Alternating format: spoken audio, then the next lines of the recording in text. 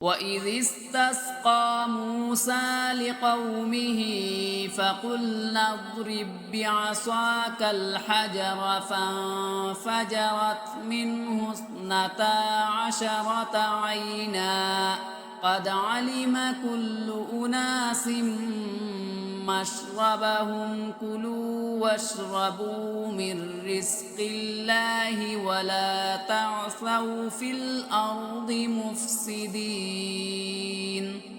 اور وہ وقت بھی یاد کرو جب موسیٰ نے اپنی قوم کے لیے پانی مانگا تو ہم نے کہا اپنی لاٹھی پتھر پر مارو، چنانچہ اس پتھر سے 12 چشمے پھوٹ نکلے۔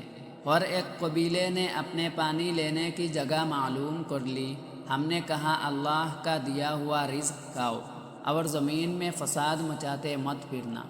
وَإِذْ قُلْتُمْ يَا مُوسَىٰ لَن نَّصْبِرَ عَلَىٰ طَعَامٍ وَاحِدٍ فَادْعُ لَنَا رَبَّكَ يُخْرِجْ لَنَا مِمَّا تُنبِتُ الْأَرْضُ مِن بَقْلِهَا وَقِثَّائِهَا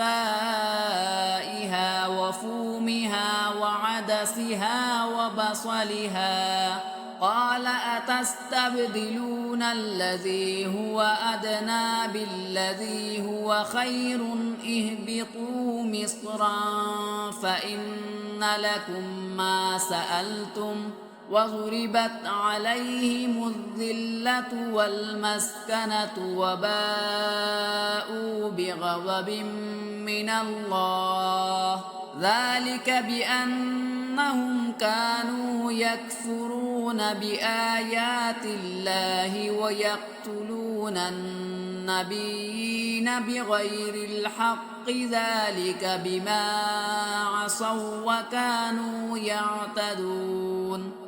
اور وہ وقت بھی جب تم نے کہا تھا کہ اے موسیٰ ہم ایک ہی کانے پر صبر نہیں کر سکتے، لہذا اپنے پروردگار سے مانگیے کہ وہ ہمارے لیے کچھ وہ چیزیں پیدا کرے جو زمین اگایا کرتی ہے، یعنی زمین کی ترکاریاں، اس کی ککڑیاں، اس کی گندم، اس کی دالیں اور اس کی پیاز۔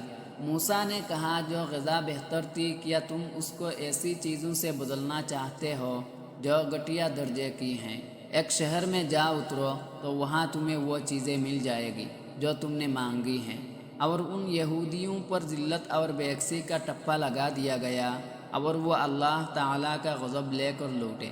یہ سب اس لیے ہوا کہ وہ اللہ کی آیتوں کا انکار کرتے تھے اور پیغمبر کو ناحق قتل کر دیتے تھے۔ یہ سب اس لیے ہوا کہ انہوں نے نافرمانی کی اور وہ بے حد زیادتیاں کرتے تھے۔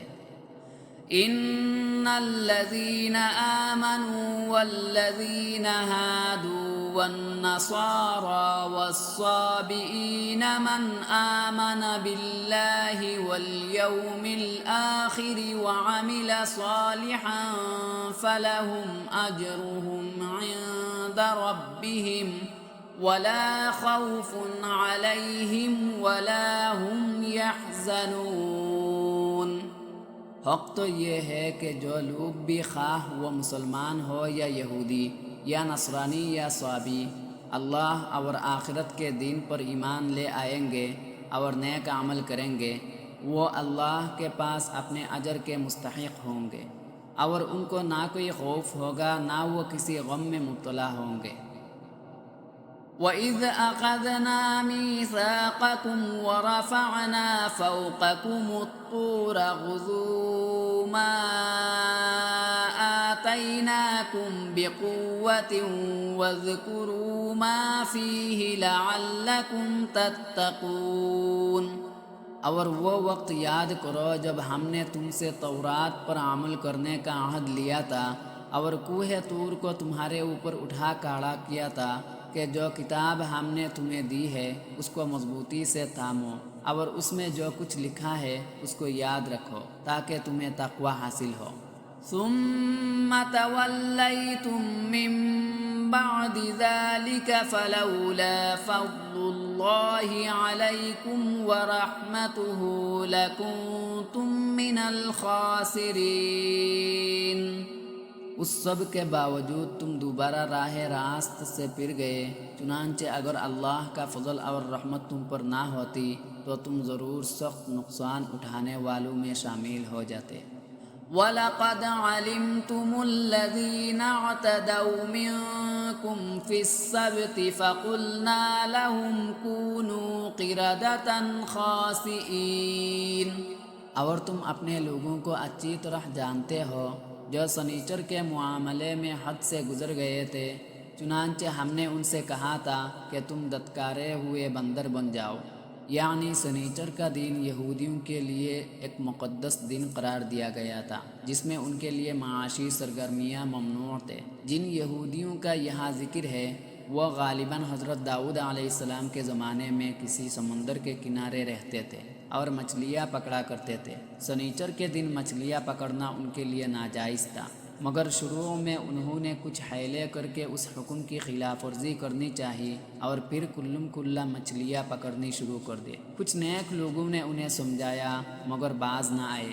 بالآخر ان پر عذاب آیا اور ان کی صورتیں مسخ کر کے انہیں بندر بنا دیا گیا۔ فَجَعَلْنَاهَا نَكَالًا لِمَا بَيْنَ يَدَيْهَا وَمَا خَلْفَهَا وَمَوْعِظَةً لِّلْمُتَّقِينَ۔ پھر ہم نے اس واقعے کو اس زمانے کے اور اس کے بعد کے لوگوں کے لیے عبرت اور ڈرنے والوں کے لیے نصیحت کا سامان بنا دیا۔ وَإِذْ قَالَ مُوسَىٰ لِقَوْمِهِ إِنَّ اللَّهَ يَأْمُرُكُمْ أَن تَذْبَحُوا بَقَرَةً قَالُوا أَتَتَّخِذُنَا هُزُوًا قَالَ أَعُوذُ بِاللَّهِ أَنْ أَكُونَ مِنَ الْجَاهِلِينَ۔ اور وقت یاد کرو جب موسیٰ نے اپنی قوم سے کہا تھا کہ اللہ تمہیں حکم دیتا ہے کہ تم ایک گائے ذبح کرو۔ وہ کہنے لگے کہ کیا آپ ہمارا مذاق بناتے ہیں؟ موسیٰ نے کہا میں اس بات سے اللہ کی پناہ مانگتا ہوں کہ میں ایسے نادانوں میں شامل ہوں جو مذاق میں جھوٹ بولے۔ قالوا ادع لنا ربك يبين لنا ما هي قال إنه يقول إنها بقرة لا فارض ولا بكر عوان بين ذلك فافعلوا ما تؤمرون۔ انہوں نے کہا کہ آپ ہماری خاطر اپنے رب سے درخواست کیجئے کہ ہمیں صاف صاف بتائے کہ وہ گائے کیسی ہو۔ اس نے کہا اللہ فرماتا ہے کہ وہ ایسی گائے ہو کہ نہ بہت بوڑھی ہو نہ بالکل بچی، بلکہ ان دونوں کے بیچ بیچ میں ہو۔ بس اب جو حکم تمہیں دیا گیا ہے اس پر عمل کر لو۔ قالوا ادع لنا ربك يبين لنا ما لونها قال إنه يقول إنها بقرة صفراء فاقع لونها تسر الناظرين۔ کہنے لگے آپ ہماری خاطر اپنے رب سے درخواست کیجئے کہ ہمیں صاف صاف بتائے کہ اس کا رنگ کیسا ہو۔ موسیٰ نے کہا کہ اللہ فرماتا ہے کہ وہ ایسے تیز زرد رنگ کی گائے ہو جو دیکھنے والوں کا دل خوش کر دے۔ قالوا ادع لنا ربك يبين لنا ما هي إن البقرة شابه علينا وإنا إن شاء الله لمهتدون۔ انہوں نے پھر کہا کہ آپ ہماری خاطر اپنے رب سے درخواست کیجئے کہ ہمیں صاف صاف بتائے کہ وہ گائے کیسی ہو۔ اس گائے نے تو ہمیں شبہ میں ڈال دیا ہے اور اللہ نے چاہا تو ہم ضرور اس کا پتہ لگا لیں گے۔ قال إنه يقول إنها بقرة لا ذلول تثير الأرض ولا تسقي الحرث مسلمة لا شية فيها قالوا الآن جئت بالحق فذبحوها وما كادوا يفعلون۔ موسیٰ نے کہا اللہ فرماتا ہے کہ وہ ایسی گائے ہو جو کام میں جت کر زمین نہ گاتی ہو اور نہ کھیتی کو پانی دیتی ہو، پوری طرح صحیح سالم ہو۔ جس میں کوئی داغ نہ ہو۔ انہوں نے کہا ہاں اب آپ ٹھیک ٹھیک پتہ لے کر آئے۔ اس کے بعد انہوں نے اسے ذبح کیا جبکہ لگتا نہیں تھا کہ وہ کر پائیں گے۔